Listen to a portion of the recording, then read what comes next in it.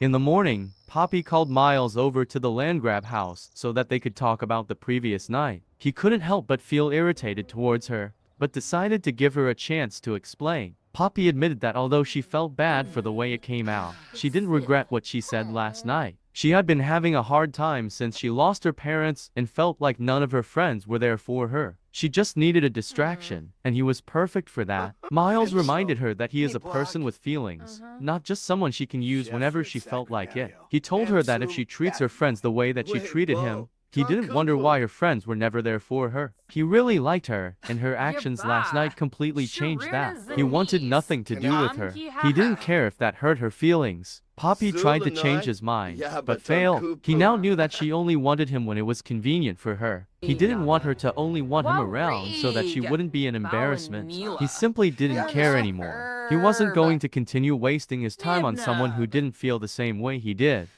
Upstairs, the happy couple was just starting their day. Braxton had made reservations for the two to enjoy breakfast at a nice restaurant in Newcrest. Atlas was so impressed at the fact that her boyfriend had done this for her. No one had ever brought her to a nice restaurant before, not even her mother. By the time their meal arrived, the couple was more than ready to dig in. The food was so good, Atlas wished that she was able to make something like this herself. After they finished up at the restaurant, Braxton brought Atlas to another place she had never been, an arcade. He told her all about how he used to come here all the time after school just to avoid going home. It was somewhere he always enjoyed coming to, so he wanted to share it with her. They even tried karaoke together. Although they both sucked, they were just having so much fun spending time together. Atlas hoped that they would always be able to go out and do things like this. She didn't want to stay home all the time like her mother does. She wanted to make memories that she could look back at when she was older. She was so happy that she met Braxton. He was her other half, her soulmate. It was starting to get late,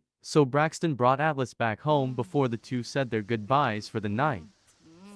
The following morning, the twins were more than ready to start their final few days of school. Atlas was looking forward to starting a life with her boyfriend, while Miles couldn't wait to find someone to love. After prom, he ended up meeting a new sim named Caitlin Lothario, and she seemed very interested in him. Miles thought she was sweet and definitely found her attractive, but after what happened with Poppy, he was worried about letting another sim in. He just wished that he could have the same luck that his sister has had when it comes to love. Why was it so hard to find a sim that wanted the same things he did? After class, he spent some time getting to know Caitlin. He decided that it wouldn't hurt to be friendly with her. After all, they were both into each other. The worst that can happen is getting his heart broken again.